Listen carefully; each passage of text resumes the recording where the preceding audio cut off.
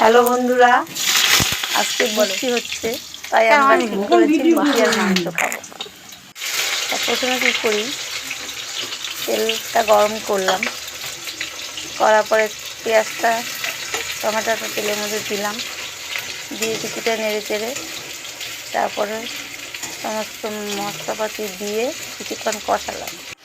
কষানোর পরে চিকেনটা দিলাম, দিয়ে ভালো করে কষিয়ে তারপরে একটু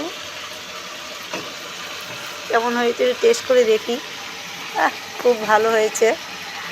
তারপরে মাংসকে একটু গরম মশলা দিয়ে ঢেকে দিলাম, ঢেকে দেওয়ার পরে মাংসটাকে নামিয়ে নিলাম।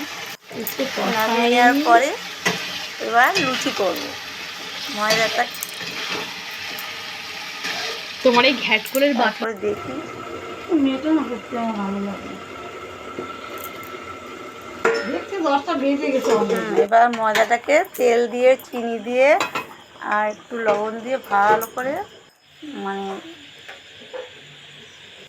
ময়াম দেওয়ার পরে লুচিগুলোকে আমি প্রথমে গোল্লা গোল্লা করে ছোটো ছোটো করে গোল্লা করলাম। করার পরে তেলের মধ্যে দিয়ে দেখো লুচির মতন ফুলছে একদম।